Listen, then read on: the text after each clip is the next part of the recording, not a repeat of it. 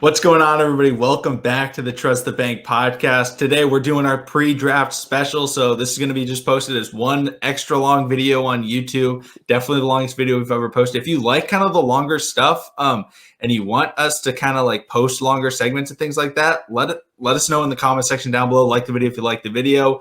Subscribe for daily Ravens content. But first of all, we got to do a check. We did it before. I'm really hoping Joshua does not sound like he's 100 yards away from his mic. So let's hear it, Joshua. Hey, what's going on, Ravens family? Y'all know who it is. Y'all know what time it is. We know what tomorrow is. It is draft day, what we've been waiting for, and getting those new additions. So I definitely hope y'all can hear me now. I know y'all been talking about it in the comments, and I do apologize for that. I'm in the process of moving, so bear with me. Yeah, and what's annoying is I can hear him like perfectly fine. Like we did a test recording. I could hear him when I played back the audio. He may still be a bit quieter. Maybe I'll just everyone know we at even levels. I just talk really loud. But hopefully like it's still bearable to listen to. Like he shouldn't be super quiet. Maybe, I may have to just tell him, pick up the voice every once in a while, but should be solid. It's going to be really casual today, just talking about pre-draft stuff. And, so anybody that's watching on the video, you see, I got to go this way. I'm wearing the triple Bs. And why is that? Because I am, this is the show where I am speaking it into existence. I am taking advice from LeVar Ball. I'm saying it right now. Simi Fehoko is going to the Baltimore Ravens. And if you don't follow me on Twitter, follow the Twitter. I tweeted at Simi Fehoko. And he said he'd come on the show if he gets drafted by Baltimore. So, Ravens family, we gotta hope. We gotta tell Eric DeCosta. Eric DeCosta, if you're watching this, draft Simi Fehoko, trying to get him on the show. So that's just kind of fun stuff. But tomorrow, Undrafted Sports will be having kind of a during the draft live stream. I will not be on when the Ravens pick. I'll be making, reaction videos, that type of thing. I'll be on at the beginning. I'll be repping my favorite jersey. If you guys don't know, I love to collect jerseys. This is my favorite jersey. Jerry Rice Cake, the greatest wide receiver who ever was. Number 1 overall pick, and I believe 2013. It wasn't Jadeveon Clowney. It was Jerry Rice Cake, wide receiver. I can't remember where he went. If you don't know about Jerry Rice Cake, look up Jerry Rice Cake draft. Legendary event that happened. Shout out to him and Leon Sandcastle, two legends. But it's going to be a lot of fun. So y'all can stop by. I'll put the link to that in the comments. But when the Ravens get up to pick, y'all can go switch in, watching Graven, watch the Purple Rain podcast, watch whatever Ravens content creators y'all want. But at the beginning, it'll be a lot of fun. But Joshua, let's get right into it. Anything draft related that you want to go over first, or any players or anything like that? Or what are you thinking about? Man, we done talked about it so much. We done talked about the guys they should add to the team. We done got spoiled with the additional picks for this upcoming season. So, I mean, only thing I'm ready just to talk about being in the war room. What decisions are you going to make? I mean, there's so many rumors going around. Oh, we should trade for Julio, or the newest rumor that we're looking to take 2 edge rushers with those first 2 picks. Me personally, I don't agree with that, but there is talk in the NFL that there is so many offensive needs around the league that possibly defensive players won't be getting picked to the late first or early second round. I mean, either way, we benefit from it because if we can find the best player available at 27 or 31st, Raven family, y'all already know what we're gonna do. So I mean, I'm just ready for tomorrow. I'm ready for my spirit to be in that war room with EDC and John Harbaugh. See, I may even be more excited for Saturday. I am very excited to just wake up. I live on the West Coast, for people that don't know. So for me, I believe it starts at 12 p.m. Eastern time is when the draft. That's 9 a.m. for me. I wake up on Saturday and the draft is just on, and I get to watch that all day. Very excited for that. But Joshua, you brought it up, kind of the doubling down on the positions. There's kind of two positions I've really seen that at. I don't think I've seen it really at wide receiver. Maybe, doubling down on skill positions potentially, but like I've seen people doubling down on offensive linemen, going center and going tackle, and I've seen people going. I think in my second to last mock draft, I doubled down on edge rushers. But just because, wait, I'm trying to remember. Maybe that was before. I don't know. I remember drafting 2 edge rushers. I can't really remember what I did. I just remember my most recent one. But like the doubling down is a very interesting strategy. We know the Ravens love to go best player available. And if both of those players are an edge rusher, I think, it's relatively likely. Or if, they really like a tackle, whether it's Jenkins or they like a center like Creed Humphrey, those types of things, they could be definitely looking into those guys. A couple of guys that I don't want to draft in the first round. Don't draft Landon Dickerson, the center out of Alabama. Like, he has major injury history. Not worth a first-round pick, in my opinion. Creed Humphrey, I'm relatively okay with it. Not my favorite pick in the world, but it wouldn't be a bad pick, in my opinion. But, doubling down on offensive linemen, I'm going to say not down with it. We just have such a big need at edge rusher that we can't just skip out on edge rusher in the first round. I think we have to draft at least one edge rusher just because we don't have one. And, we can still sign a guy to play right tackle. Whereas even if we sign a guy at edge rusher, we still need other edge rushers. It's not just one guy on the roster. We need more. So that I'm okay with going center. I'm okay, but I do like some later centers, particularly Drake Jackson out of Kentucky is somebody that I like because some people have said Miners won't be available in the third. Okay, well, I'll say Drake Jackson later in the draft. But in terms of edge rushers, I don't know. I have a unique theory. There's 2 guys that I would not draft unless we doubled down on edge rushers. And that's Jason Owe and Gregory Rousseau. Both guys with high ceilings, but their floor, they're not super NFL ready. So if we were to draft 2 edge rushers, we have a Jalen Phillips or an Azeez Ojulari, we'd be able to kind of go okay, they're kind of ready right now. They could kind of produce, and then we work with Rousseau or Owe kind of on the side. But I would not want Gregory Rousseau as the only edge rusher that we get to be our guy just because he isn't ready. He doesn't have the moves. He doesn't have anything like that. But is there a guy, Joshua, in the first round that you want to stay away from? Is there anybody? Because I've done plenty of videos talking about, don't draft this guy, don't draft this guy, go for this guy. What are some guys? Is there anybody that you're don't really want him? Man, I would say Tyron out over there from the West Coast. I forgot. Joe Tryon. Yeah. The go. Washington edge rusher. Yep. Only for the simple fact, Ravens fan, y'all can talk about me. I didn't watch much of it play, but I did check his highlights. I did see his stats. He only played 2 seasons. Honestly, at the edge rusher position, that's not enough for me.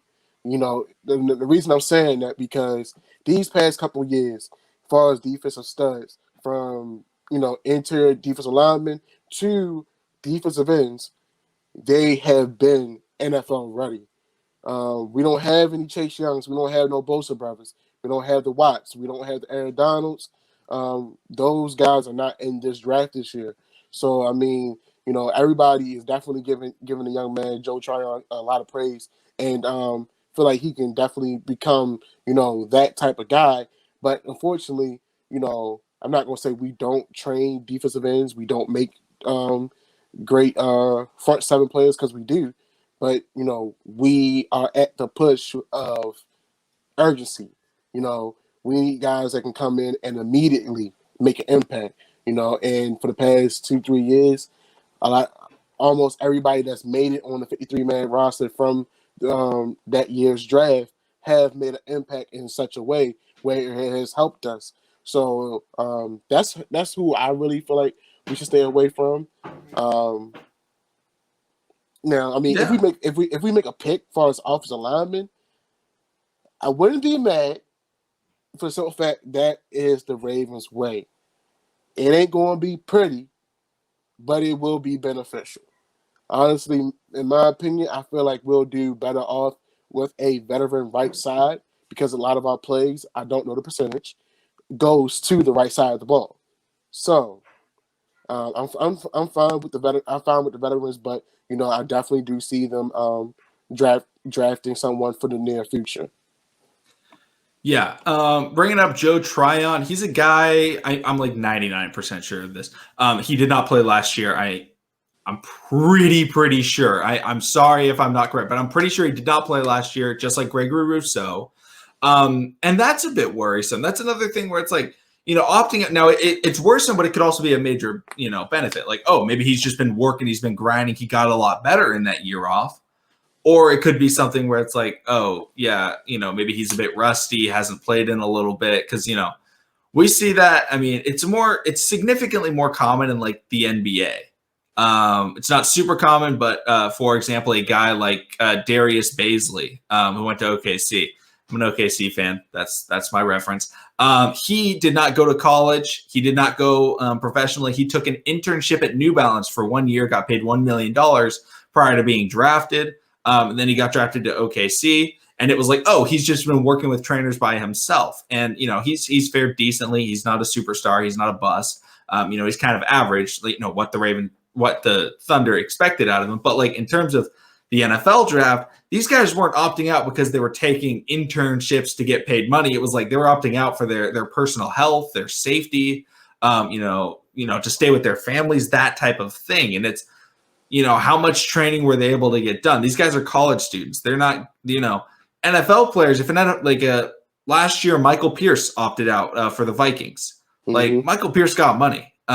He was probably training. He's got the money to pay for those trainers and things like that. But in college, don't have that type of, disposable income to be able to go and be like, all right, yeah, I need this professional trainer or things like that. Now, sometimes, college guys, they do work with guys. I'm not saying it doesn't happen, but like it's less likely. I haven't looked enough into exactly what he's been doing this off season, but he's a guy who has been rising recently.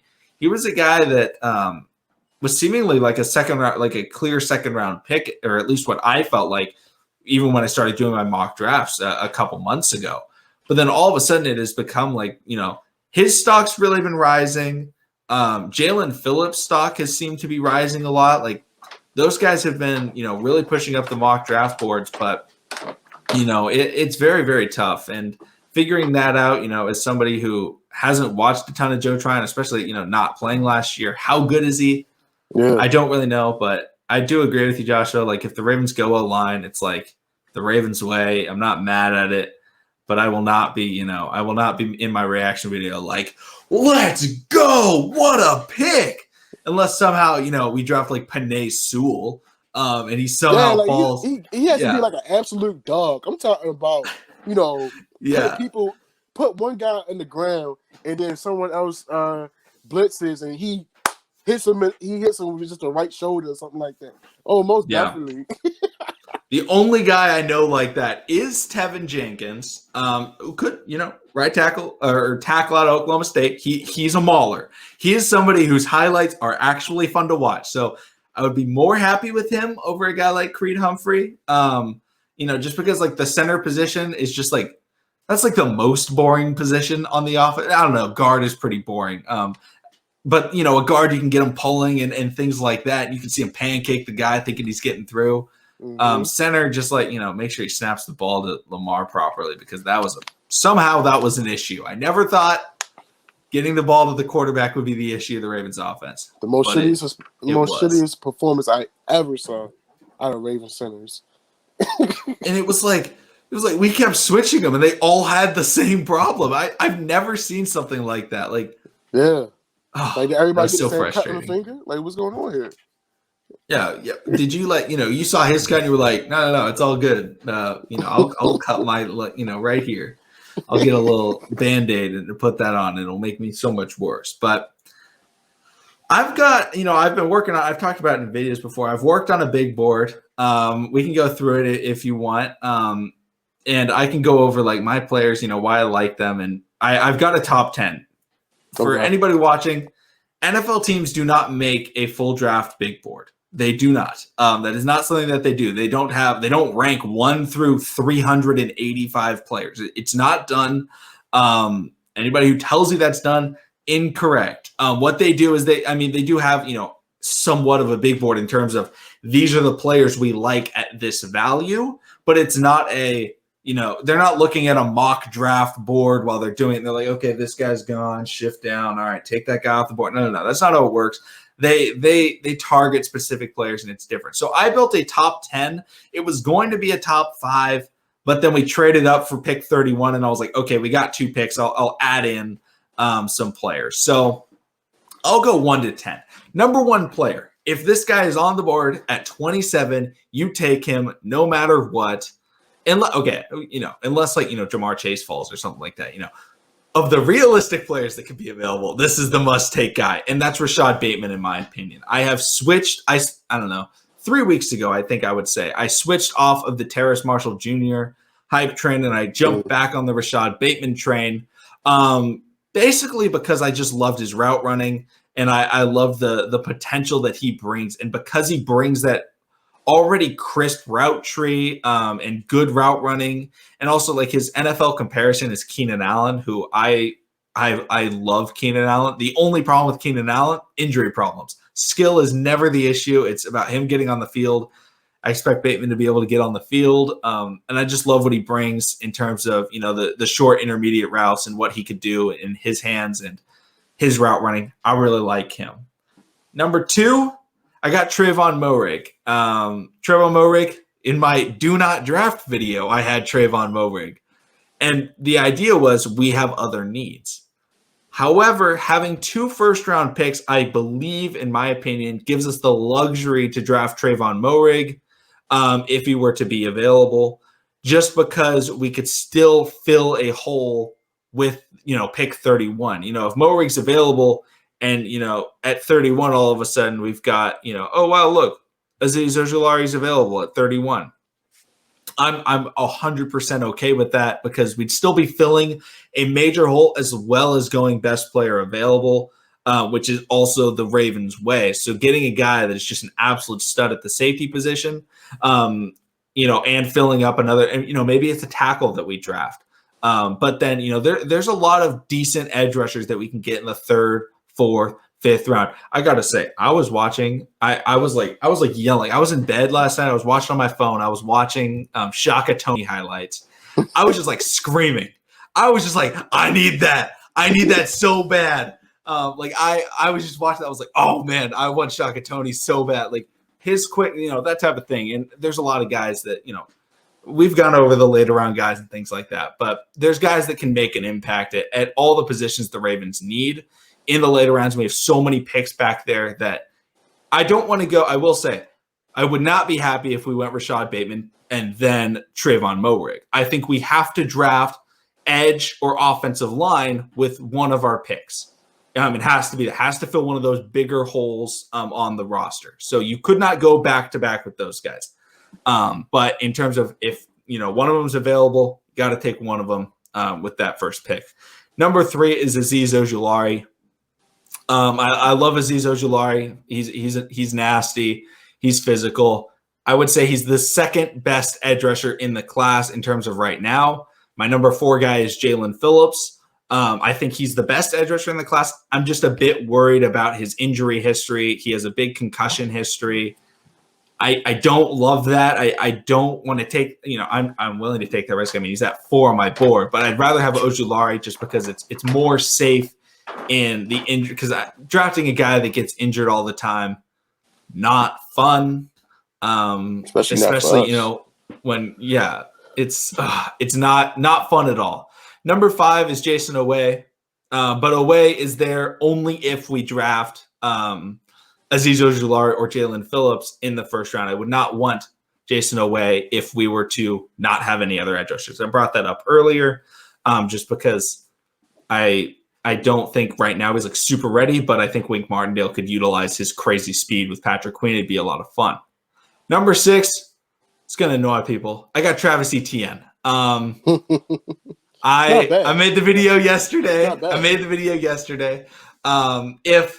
If Cryptic is watching this, wait, no, it's not Cryptic. I'm getting it wrong. What's his? Oh, I feel so bad. Oh, hold on. Skeptic, not Cryptic. If Skeptic is watching this, I'm sorry. I still got Travis Etienne there. I did watch the guy out of Louisville's highlights. I thought he was awesome. I would totally love to draft him. In terms of Javian Hawkins, liked him. I just really love Travis Etienne, and he's a guy that I would be okay with trading back and drafting.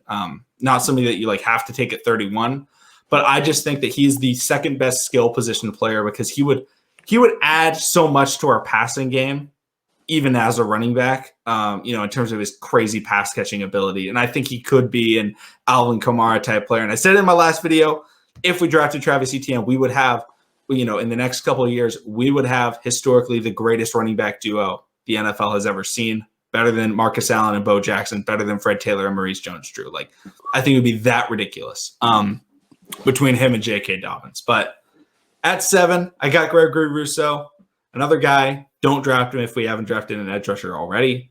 So don't want him unless we got that because he's just not super ready for the NFL. Ton of potential, though. I like him. 8 is Creed Humphrey.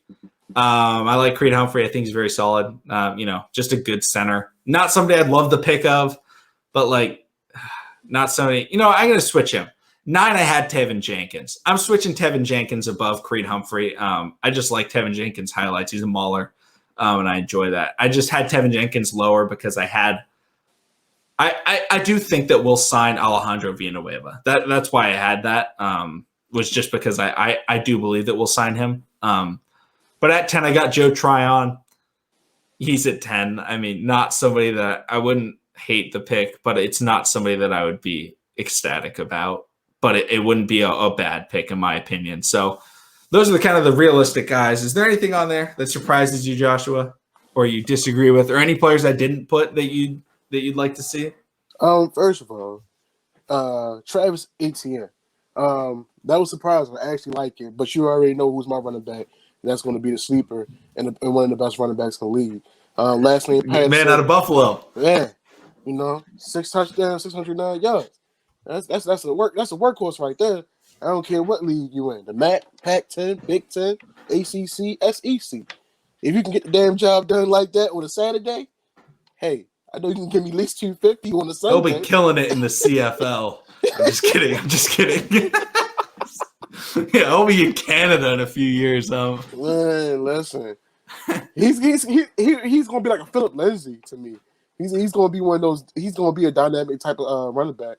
But I definitely love the Travis Etienne. I mean, if you want to get real exotic, we might as well put Amari Rodgers on there because he did play running back in his day, and he's built like a running back. And he's one of the best slot receivers in this year's draft. See, my thing about it is like I try and get inside the mind of Greg Roman, and I feel like this is what Greg Roman would say. All right, let me stop you. Did it hurt you when you try to get into the mind of GR? It was very difficult. I've never stooped to that low level of brain intelligence. I'm just kidding. I get inside the mind and I'm like, all right, this is what Greg Roman sees. Oh, wow, we got a new wide receiver. Okay. We'll use him on jet sweeps once a game. I don't care how good he is. We just won't use him very much, whatever. Oh, we got a running back? Let him get 2 touchdowns in his first career, in his first game against the Cleveland Browns. Let me just give it to him all the time. We'll use this new running back, J.K. Dobbins all the time. Like, it seems like when he gets a new running back, he's like, oh, we can totally implement him in this way. And he throws him out everywhere. Like J.K. was playing everywhere, even at the beginning of the year. He wasn't playing a ton, but it was like he got a good amount of snap. Like he was relatively even in terms of snaps between him, Mark Ingram, and Gus Edwards, and it was like they were using him. Devin Duvernay was not used. It was like he's our kick returner, and he was put in for literally like jet sweeps, screen passes at the beginning of the year. Eventually, it was like you'll come in twice a game, and it was like not utilized. And then Prochet, pretty sure he had like one snap. Not really. He had more than that. But like the only snap I remember was when Lamar threw the pick six against the Pittsburgh Steelers to Prochet. Like, I just think, like, Greg Roman sees wide receiver, and he's like, nah. It's like the Drake meme. But then he says, like, new running back. He's like, yes, we can use this guy. And he'll figure out a way. And Travis Etienne, when he brings, like, great pass catching ability. Yeah, but, like, that's kind of like my process. Like, Greg Roman sees a new wide receiver. Nah, not going to use him very much. New running back. He's like, this is the guy. This is something I can use. So that was my in the mind of Greg Roman thought process when I thought about Travis Etienne over guys like Terrace Marshall, Elijah Moore, and others. But anything else on the list that kind of surprised you, or is it just Etienne, which is a surprising player for It's most just people? It's just Etienne. You know me, I love my running backs, but at the end of the day, I like to see that ball spread around at all times. I'm not surprised. with Rashad Bateman being number one, for the simple fact that those are two between Rashad Bateman or Terrence Marshall Jr. We win as far as upgrade in wide receiver, and we get our number one wide receiver for years to come. Now, if you're talking about someone that's more polished, that received more targets, and they showed time in again that they can produce, yeah, let's definitely go with Rashad Bateman. Now, if you want to talk about somebody big body, when they do get the ball, they know how to catch, they know how to get the yards at the catch. They very strong, catch with their hands, catch via traffic. Yeah, let's talk about Terrence Marshall Jr. as well. So I mean, we either way we're gonna win. So man, I like that. I'm not mad at it at all. So yeah, it's pretty decent. All right, sweet. That makes me feel better. Also, I'll give you some words if you want to say anything to Bucky Brooks. I made my reaction video. Bucky. Not speaking to Bucky. All right, there you go. Not speaking to Bucky at all. We good, man. All right. Whatever, all that he can take it and shove it, man. Okay, there we go. The good words. So I'll ask you first. What do you think about trading back into the second round? What would you be okay with that? Would you not be okay with that? Because I've got a belief on it, but I'll let you go first. Honestly, it really depends on what's available, what's possibly available in that second round. I mean, if it's one of those opportunities, one of those guys where those diamond in the roughs, and EDC knows something that a lot of these guys don't know, which usually happens, I say, hey, go for it. Unless they find if they trade back and get a future pick. That's the only way I'm seeing. That's the only way I'll be okay. That's the only way I will be really okay with it. If we trade back, all right, fine. We'll wait to the second round. But also even with us trading back, we got a future rounder as well too, a high future rounder as well. In addition, so I mean, I want to be mad because of that. Yeah, I think you're right in that it does depend on the players available. If there aren't really any edge rushers available, and kind of the Tevin Jenkins is gone and Creed Humphrey is gone, it's like, okay, we're not going to overdraft. So trading back, makes sense. The Ravens love to trade back because they love their mid-round picks. I mean, that is what they love to have. But I don't want to trade back in this draft just because the fifth-year option is so important, and that's only on the first-round draft picks. And, in recent years, it hasn't mattered as much. But because Lamar Jackson is going to be getting his contract soon, we're going to have less money. So getting an extra year, if we, maybe we draft, with pick 31, we draft, Jason Away or Gregory Rousseau. We could draft one of those guys. Well, remember, those guys are slow developing players. So maybe year 4, they kind of put it together. Who's the guy that kind of put it together in year 4? Oh, Zadarius Smith seemed to do that. Then he goes out, gets a contract, and becomes a stud in like year 5. I'm pretty sure I'm getting the numbers right on that. I did not look it up. Pretty sure that's how it went. But like, with Gregory Rousseau, imagine, it's taking him a bit. He's pretty new to the position, and all of a sudden, year 4, it's like, oh wow, this guy's really starting to get it going. He's got some moves to go with. He can get you some good sacks, and then you're like, oh, we got him with a 2nd round pick. He's going to walk because the teams are seeing the potential. They're going to sign him for big money. We can't sign him, but instead, we're trying to compete for a Super Bowl. We're playing Lamar. We don't have the money to give him, $15 million a year, but instead we got a 5th year option. We're like, well, we could get 1 more year out of you, and he comes back, and it's like, oh yeah, that next year he's a 10 sack guy, and he's dominating, and it's like, oh yeah, we're still not going to be able to keep him. But we got 1 year of when he was really good. Like, that's something that could be very beneficial for the slow developing type players. Now a guy like Rashad Bateman is not somebody that's going to be slow developing. I think he's going to be able to come and play very well. Trayvon Moehrig play very well, but I think he'll also, he'll just be a stud. It'll be like, I think he'll just be like, having Derwin James. Yeah, I'll take that 5th year option. You don't want to lose him. So for me, I just think that 5th year option with, the salary cap and what it's going to be looking like in the future, just because of the Lamar Jackson contract situation, which, he's getting a 5th year option. Shout out. I don't know why people think that wasn't going to happen. I don't like, it's so weird. Like, Harbaugh was like, yeah, it's going to happen. He's like, I don't know why it's not done yet. It's going to happen. Like, weird stuff, but it's, oh man, I'm just like, I'm so ready. I'm so ready for the draft. This is what we've been talking about. Ever since we lost to Buffalo. This is what it is. It is the best moment for all fans. Because Super Bowl Eve. You're like, you're super excited if your team's in the Super Bowl. Playoff Eve, you're super excited if your team's in the playoffs, and also like and you 1 game, 2 game. I guess now 3 games are on Saturday, 3 games are on Sunday, and it's like, oh. What?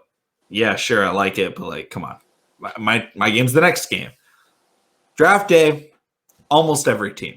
I think there's probably I would guess 29 teams that have a 1st round draft pick.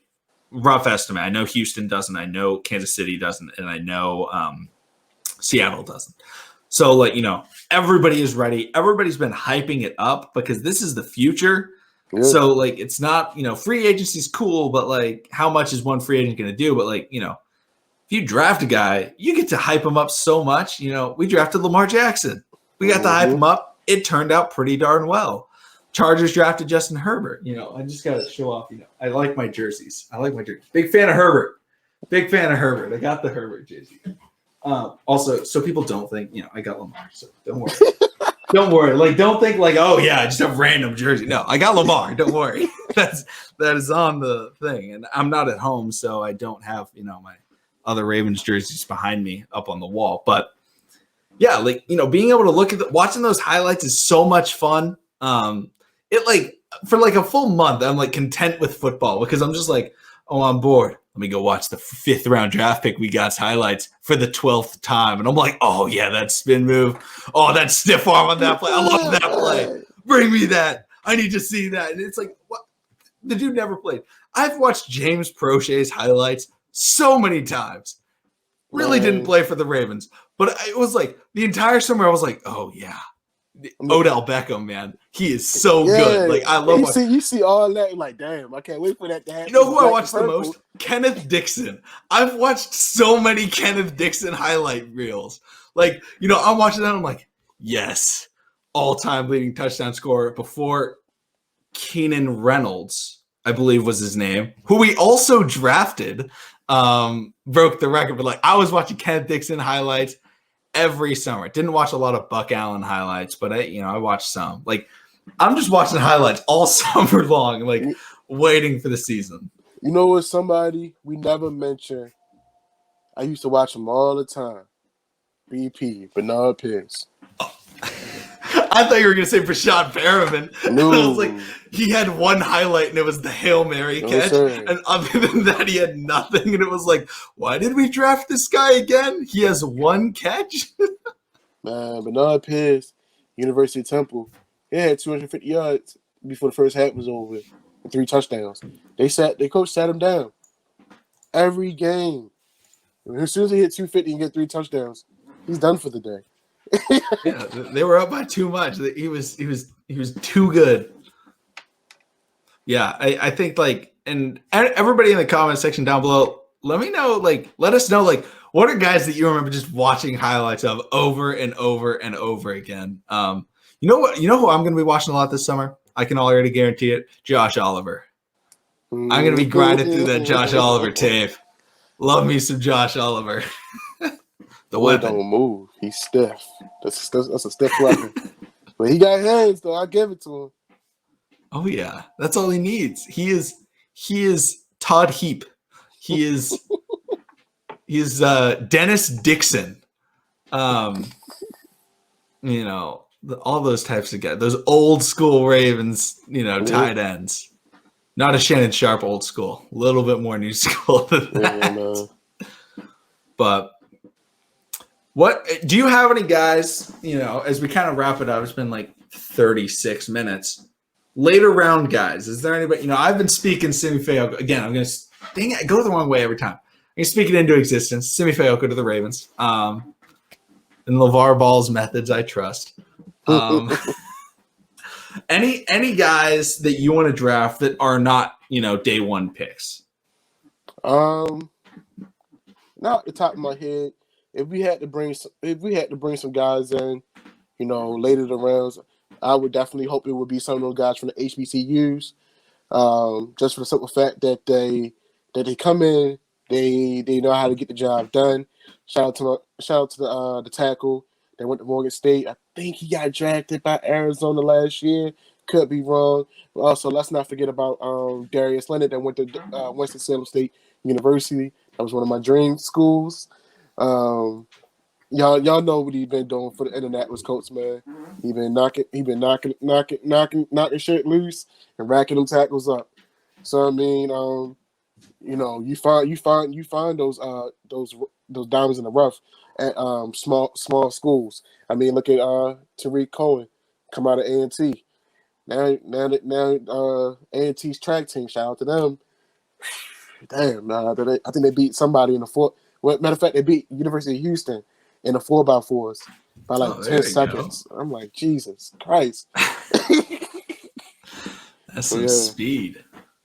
So yeah, definitely looking for some of them guys coming into the league. Possibly us picking them up. Maybe some hometown guys. I mentioned them before. Roche, he went to Randallstown.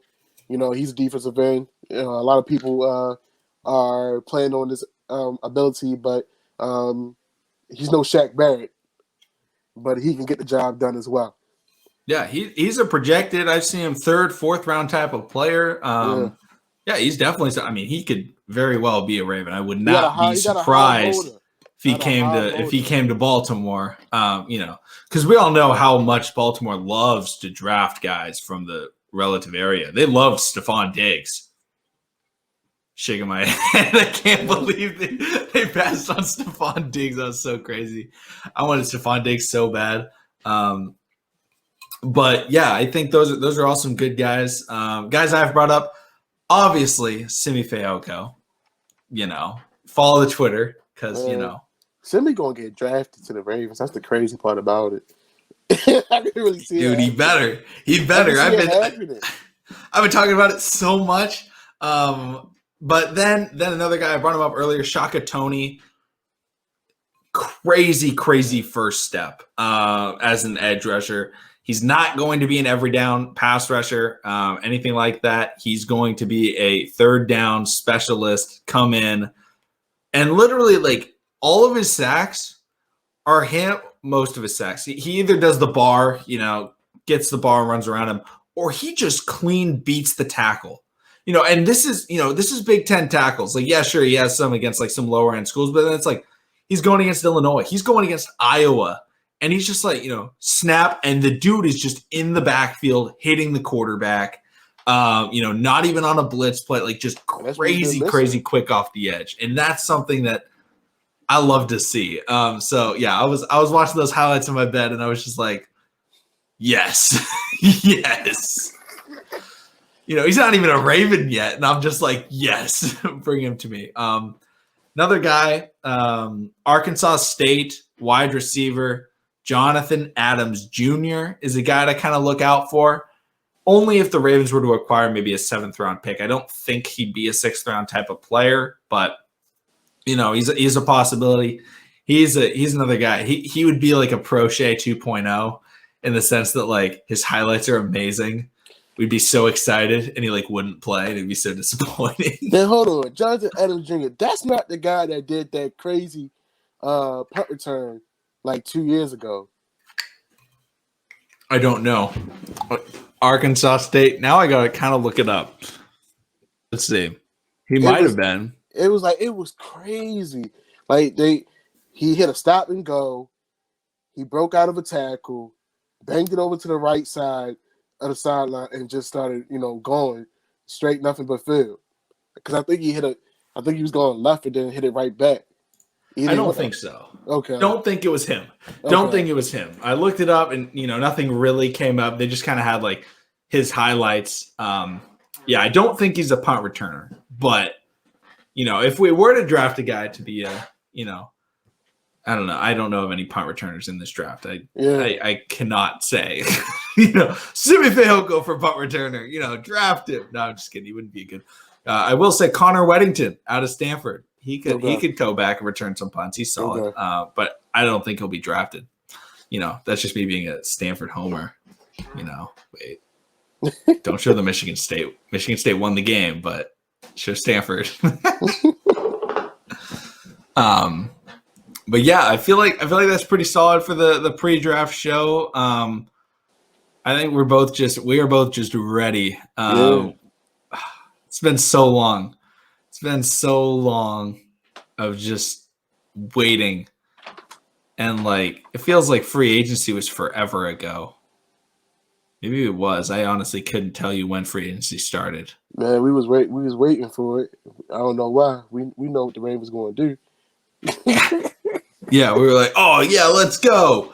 We started off with a bang. Signed Zeitler at like 3 a.m, and it was like nothing else.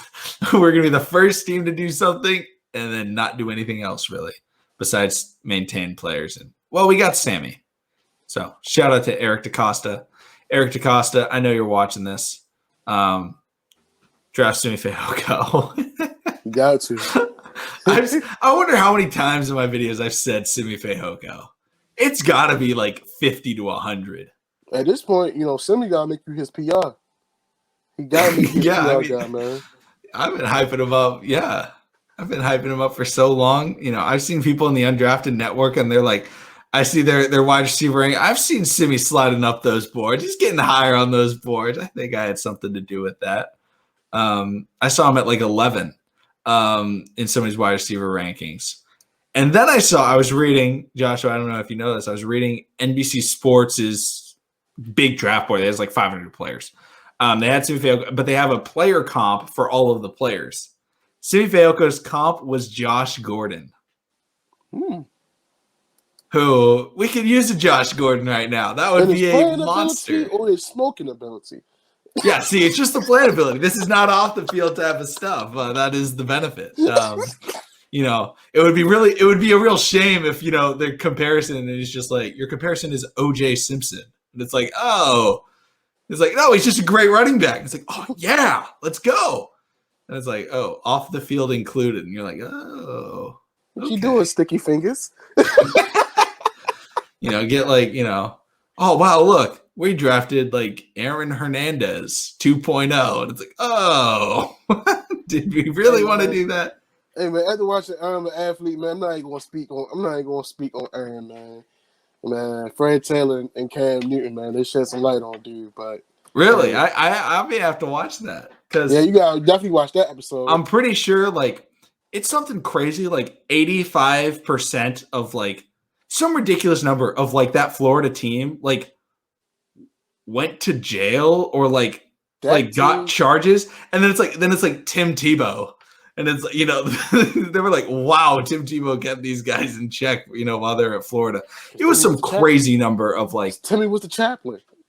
Yeah, he got everybody, right up. Then they all left, and it was like, holy cow, what happened? But yeah, I think that's pretty good. 45 minutes. I think that's pretty solid. Comment your thoughts, guys, on guys you want the Ravens to draft. This is the last video before. Well, I guess I'll be live for Undrafted. I'll have that linked in the below. Or you could go on the Twitter. I'll retweet it and stuff. Follow the Twitter. But subscribe to Daily Ravens content, and we'll try and get up videos, a couple of videos. Probably there will be multiple videos, probably like 3 to 4 videos a day for the next few days. Talking draft, talking new players that are available. Before the 5th round, I'll talk about 5th round guys. I'll talk about 6th round guys. A lot of guys. Very excited. It's been so long, but thank y'all for watching. Joshua, anything you want to say before we leave it? Hey man, y'all have a good one, Ravens family. Get your popcorn, get your wings, get your pizza. Just enjoy yourselves. Don't get mad. Don't break the television, and go Ravens. Yep.